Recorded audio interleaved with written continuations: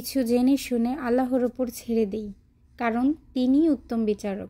আসসালামু আলাইকুম, welcome back to my channel. কেমন আছেন আপনারা সবাই? আশা করি আল্লাহর অশেষ রহমতে আপনারা সবাই ভালো আছেন। আলহামদুলিল্লাহ, আমরাও ভালো আছি। চলে এলাম আবারও আপনাদের কাছে একটা নতুন ভিডিও নিয়ে। আমার আজকের ভিডিওটি সকাল থেকে স্টার্ট করেছি। শুরুতেই দেখতে পাচ্ছেন বাটিতে বাদাম নিয়ে নিচ্ছি। এখানে মিক্স ধরনের অনেক কিছু ছিল, বাদাম, কিশমিশ, তারপর অনেক ধরনের বাদাম ছিল, একদম মিক্স প্যাকেটিং করা ছিল, সেটাই নিয়ে এসেছি। এতে করে ভালো হয় আর কি, অনেক সময় অনেক ধরনের বাদাম থাকে, সেটা দিতে পারি না। তো আমার আজকের ভিডিওটি হচ্ছে শুক্রবারের ভিডিও। তো সকাল সকাল শুক্রবার, যেহেতু আমরা সৌদি আরবে ঈদের দিন মনে করি, তো একটু মিষ্টি জাতীয় জিনিসটা করি। তা আজকে ভাবলাম যে সকাল সকাল একটু সেমাই রান্না করি। আমি তেমন ব্রেকফাস্ট বানাই না শুক্রবার দিন, বাচ্চারা একটু দেরি করে ওঠে। তারপরও নামাজে যাওয়ার আগে সব সময় একটু সেমাই খেয়ে গেলে মন্দ লাগে না। আর এটা হচ্ছে আমাদের নবীর সুন্নত, সওয়াব, যেটা আমরা মনে করি। তাই ভাবলাম একটু সেমাই রান্না করে নিই, বাচ্চারা উঠে খাবে। এই তো আমার সেমাই রান্না করা হয়ে গিয়েছে, আর এটা আমার ছেলের জন্য সার্ভ করে নিয়েছি। সবাইকে জুম্মা মোবারক, ঈদ মোবারক। যেহেতু শুক্রবারের ভিডিওটা আপলোড দিচ্ছি, তারপরও জানিয়ে দিলাম। সেমাইটা রান্না করার পর আমি বেশি দেরি করিনি, রান্নাটা বসিয়ে দিয়েছি। যেহেতু নামাজের আগে আগে আমার রান্নাটা করে কমপ্লিট করতে হয়, তো তার জন্য আমি দেরি করি না। শুক্রবার দিন একটু তাড়াহুড়ো করে আমি রান্নাটা কমপ্লিট করার চেষ্টা করি। আর যেহেতু একটু রান্নার চাপটা বেশি থাকে, তার জন্যই আর কি। তো এই তো এখানে আমি চিকেনটা একটু ভেজে নিচ্ছি। আজকে চিকেনটা ভেজেই রান্না করব, যেহেতু আমার আব্বু, আমার বড় ভাসুর ছিল, তারা চিকেন না ভেজে দিলে খায় না।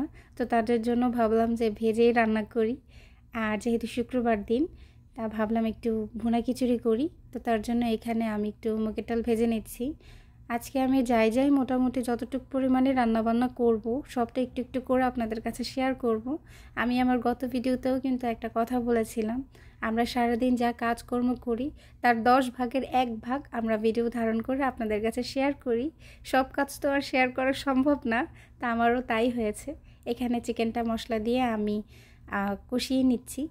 এই যে দেখুন, একটু একটু করে আমি ভিডিওটা ধারণ করেছি আপনাদের কাছে শেয়ার করার জন্য। তো শুক্রবার দিন যেহেতু আমার প্রচণ্ড পরিমাণে চাপ থাকে, একা হাতে কাটাকুটি করে রান্না বান্না ধোয়া দায়ী সব একা হাতে করতে হয়। আর যেহেতু বাচ্চাও আছে, খুবই তাড়াহুড়োর মাঝখানে যতটুকু আমি করতে পারি রান্না বান্না ততটুকুই করার চেষ্টা করি আর কি।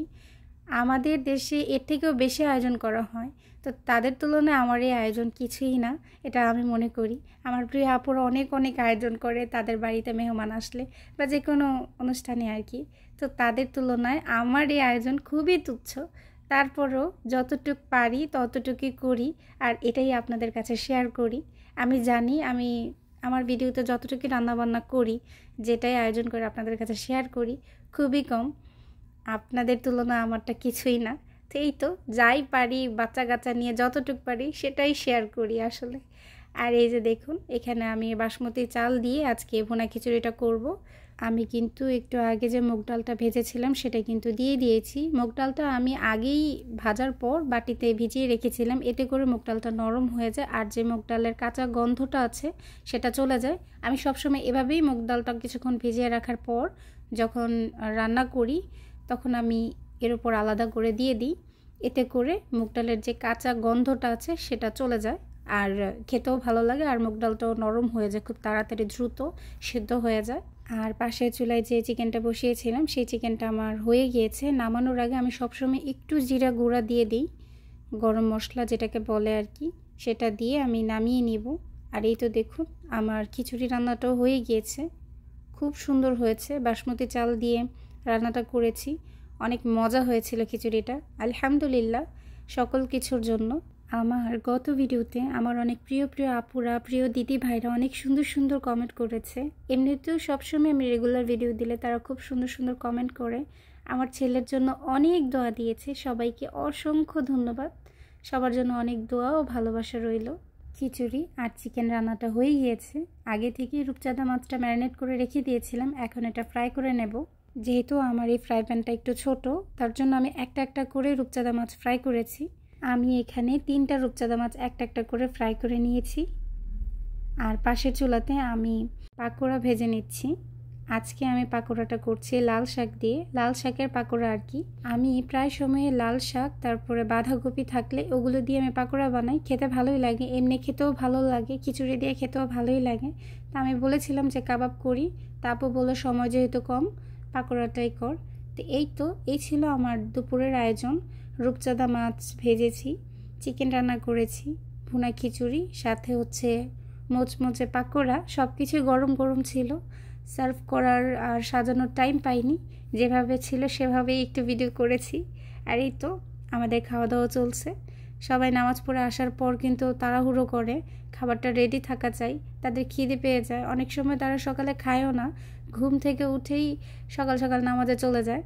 বলতে গেলে যেহেতু 11:30টার মধ্যেই নামাজটা শুরু হয়ে যায়, আর সৌদি আরবে যেহেতু 10:30টায় জুম্মার আজান দিয়ে দেয়, তো অনেক তাড়াতাড়ি কিন্তু আমার রান্নাটা শেষ করতে হয়। আরও আয়োজন করার ইচ্ছা থাকলেও সময় হাতে থাকে না, তার জন্য বেশি কিছুর আয়োজন করতে পারি না। তো অল্প সময় যতটুকু পারি ততটুকুই আয়োজন করি। তো এই হচ্ছে আমার শুক্রবারের আয়োজন। আর এই তো দেখুন আমাদের খাওয়া দাওয়া চলছে। দুপুরের খাওয়া দাওয়ার পর আমাদের সৌদি আরবের একটা নিয়ম আছে, যখন আমরা ভারী খাবার দাবার কিছু খাই, খাবার দাবার শেষ হওয়ার পর আমরা ফ্রুটস কাটি, ফ্রুটস খাই আর কি। আর মেহমানদারিতে ফ্রুটস না হলে কিন্তু চলেই না। খাবার আপনি একটু কম আইটেম করলেও চলে, কিন্তু ফ্রুটস এটা বাধ্যতামূলক থাকা দরকার। তো এখানে আপনাদের ভাইয়া গাবের মতো দেখতে একটা ফল এনেছে। এই ফলটা আমি এর আগে অনেকবার খেয়েছি, আমার ঘরে প্রায়ই আনে, কিন্তু আমি এই ফ্রুটসটার নামটা জানি না। আমার হাজব্যান্ড জানে, কিন্তু আমি ভুলে যাই। কিছু কিছু ফ্রুটসের নাম আছে সেটা মনে থাকে না। আর অজানা কিছু নতুন নতুন ফ্রুটস খেতে কিন্তু ভালোই লাগে। আর এই ফ্রুটসটা ভীষণ পরিমাণে মিষ্টি, খেতেও অনেক মজা লাগে, আমার বাচ্চাদেরও খুব পছন্দের। আর এই ফ্রুটটা নাকি থাইল্যান্ডে এই ফ্রুটটা চাষ করা হয়। তো এই ফ্রুটের নামটা কি, যদি কেউ জেনে থাকেন অবশ্যই জানাবেন। তো ফ্রুট কাটতে কাটতে আপনাদের সবার কাছে সব সময় যা চাই সেটা চেয়ে নিই। এখনও পর্যন্ত যারা যারা আমার ভিডিওটি দেখছেন তারা প্লিজ একটা লাইক দিয়ে কমেন্ট করবেন, আর যারা নতুন আছেন সাবস্ক্রাইব করে আমার পাশে থাকবেন। আর হ্যাঁ, অবশ্যই কমিউনিটিতে একটা লেটার দিবেন, এতে করে আপনাদের ব্যাগ দিতে আমার সুবিধা হবে। ধন্যবাদ। আমার গত ভিডিওতে আমার এক ভিউয়ার্স আপু আমাকে কমেন্ট করেছে, কমেন্ট করতে গেলে কমেন্টে আপু আমাকে প্রশ্ন করেছে, আমি সৌদি আরবে একবারে এসেছি, একবারের জন্য থাকবো কি না, এই প্রশ্নটা। তো আমি আমার আপুকে কমেন্টে তো আর সব কিছু রিপ্লাই বলা যায় না, তো এখন আপুকে বলে দিচ্ছি, না আমিও ভিজিট বিষয়ে আছি, যেহেতু বাংলাদেশে গিয়ে আবারও আসা যায়। তো আমি এই 3 বছর যাবৎ এভাবেই যাতায়াত করছি। তো আমার যখন মেয়াদ শেষ হয়ে যাবে তখন আমি আবারও যাব, বাংলাদেশ থেকে আবারও আসব। তো এভাবেই আমি থাকছি আর কি। আর আমি আমার এক ভিডিওতে বলেছিলাম যে সৌদি আরব যেহেতু রাজাদের দেশ, রাজাদের দেশে কিন্তু নাগরিকত্ব পাওয়া সম্ভব না। শুধু সৌদি আরব না, প্রত্যেকটা মুসলিম কান্ট্রিতে নাগরিকত্ব পাওয়া সম্ভব না। আর এভাবে ভিজিট ভিসা দিয়েই সবাই যাতায়াত করে। আর আস্তে আস্তে কিন্তু মেয়াদ বাড়ছে, আগে ছিল 11 মাস, এরপরও হচ্ছে 18 মাস, এখন 24 মাস, টোটাল 2 বছরই থাকা যায়। 2 বছর পর বাংলাদেশে ব্যাক করতে হবে, আপনার আবার নতুন করে প্রসেসিং শুরু করে বানিয়ে তারপর আপনি আসতে পারবেন। এভাবে করে আপনি সৌদি আরবে বাংলাদেশে আসতে পারবেন। তো এভাবে করে আমি মনে করি না খারাপ। আমরা সবাই যারা বাইরের দেশে থাকি সবাই কিন্তু 1 বছর 2 বছর 3 বছর পর কিন্তু আমরা দেশে যাই, যাতায়াত করি। তো ওই রকমই ছুটিতে 2 বছর যখন আমার শেষ হয়ে যাবে আমি আবার বাচ্চাদের নিয়ে যাব, আর আল্লাহ হুকুম করলে আবার আসব। আমি সবসময় যেটা মনে করি সেটা হচ্ছে রিজিকের মালিক আল্লাহ। তো আশা করি বুঝতে পেরেছেন। আর আমার প্রিয় আপু আমাকে এত সুন্দর একটা কমেন্ট করার জন্য অসংখ্য ধন্যবাদ। এত ভালোবাসা দিয়ে তুমি আমার ভিডিওটা দেখো, তোমাকে অনেক অনেক ভালোবাসা, তোমার জন্য অনেক দোয়া রইল। তুমি যদি আমার ভিডিওটা দেখে থাকো তাহলে আশা করি তুমি তোমার উত্তরটা পেয়ে গিয়েছো। এই তো কথা বলতে বলতে কিন্তু আমার ফ্রুটগুলো কাটা হয়ে গিয়েছে, এখন সবাই মিলে খেয়ে নেব। আর এটা হচ্ছে বিকেলবেলা, বিকেলের দিকে আমরা বের হয়েছিলাম। সবসময় শুক্রবার দিন বিকেলবেলা আমরা বের হই, তবে ইদানিং যাবৎ আপনাদের ভাই অতিরিক্ত ব্যস্ত থাকার কারণে বাহিরে বের হওয়া তো খুব কমই হচ্ছে।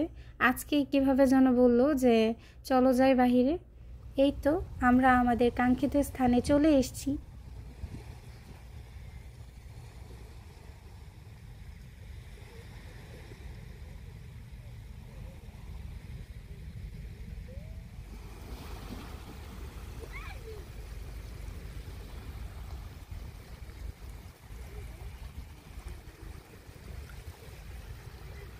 অনেক দিন পর বাহিরে এসে খুবই ভালো লাগছে, মনটা ভীষণ ভালো লাগছিল।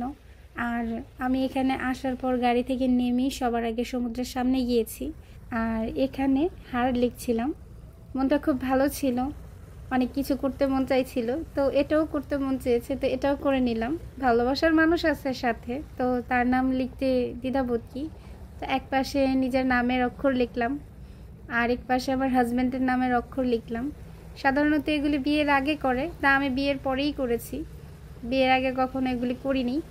ওই যে বলে না, উড়ু উড়ু মন থাকলে যা হয় আর কি, তা আমি বাসায় একরকম, বাহিরে আসলে আরেক রকম। মনটা একদম খোলা আকাশের মতো নিজেকে উড়িয়ে দেয় আর কি, যেটা মনে হচ্ছে ওইটাই করি, ফুরুত ফারুত করি একটু বেশি। আর যেদিন আব্বু সাথে আসে ওই দিন একটু বেশি দুষ্টুমি করি, এটা আমার একটা অভ্যাস আর কি। তো যাই হোক, আপনাদের সাথে কথা বলতে বলতে সমুদ্রের পাশ থেকে চলে এসেছি। এখানে এসে দেখি ছেলে মেয়ে দুজনে চিপস খাচ্ছিল, দাঁড়িয়েছিল। তো ছেলেকে বললাম ছবি তুলবো, তো ছেলে রোবটের মতো দাঁড়িয়েছিল। আর মেয়ের তো কোনো হুঁশই নেই, পাত্তাই নেই। তার অবস্থাটা দেখুন। টাকা দিয়ে যে সুখ পাওয়া যায় না, সেই সুখ পাওয়া যায় শুধুমাত্র নামাজে। তো এই তো মাগরিবের নামাজের পর এখানে আমার আব্বু বসেছিল, আমার ছেলে এখানে বসে বসে নানা আর নাতি খেলছিল, দুষ্টুমি করছিল। এখানে আমার দুটো বাবা, একজন বড় একজন ছোট। আমার জীবনে এমন অনেক সুন্দর সুন্দর মুহূর্তগুলো আছে যেগুলি কিনা আমি উপভোগ করেছি, করছি। সব কিছুর অনুভূতি অন্যরকম। এই যে মুহূর্তটা, সেটাও কিন্তু অন্যরকম আমার কাছে। মহান আল্লাহ তাআলার কাছে সকল কিছুর জন্য অনেক অনেক শুকরিয়া। এই পর্যন্ত যাই পেয়েছি, আল্লাহর কাছে চাওয়ার কোনো শেষ নেই, শুকরিয়ারও কোনো শেষ নেই সকল কিছুর জন্য। এই জায়গাটা ভীষণ সুন্দর, দিনের বেলা একরকম, রাতের বেলা একরকম। রাতের বেলা লাইটিংয়ের কারণে সৌন্দর্যটা আরও বেশি বৃদ্ধি পাচ্ছে। আর আজকে আমাদের হিলস পার্কে যাওয়ার কথা ছিল, কিন্তু হিলস পার্কে যেতে পারিনি, কারণ ওইখানে বিশাল বড় কনসার্ট হচ্ছে। তো তার জন্য আগে থেকেই সবাই অনলাইনে টিকিট কেটে রেখেছে। আমরা জানতেই পারিনি আসলে যে কনসার্টের ব্যবস্থা করা হয়েছে। যদি জানতাম তাহলে এই টিকিটটাও কেটে রাখতাম। তারপরে ভাবলাম যে এখানেই আসি, তো এখানে আসা। তো এখানে আসার পর দেখি এখানে রাস্তার কাজ চলছে। দেখুন, সুখে থাকলে মানুষের কি না হয়। এত ভালো রাস্তা, তারপরও সেটা ভেঙে এটাকে আবার ডিজাইন করে রাস্তা বানাচ্ছে। আর আমাদের বাংলাদেশের রাস্তার অবস্থা দেখলে কি মনে হয় বলেন তো। তো এই হচ্ছে আমার আজকের ভিডিও। সবাই ভালো থাকবেন, সুস্থ থাকবেন, আমাদের জন্য দোয়া করবেন। আজকের মতো এখানেই বিদায় নিচ্ছি। আল্লাহ হাফেজ অ্যান্ড আসসালামু আলাইকুম ওয়া রাহমাতুল্লাহি ওয়া বারাকাতুহু।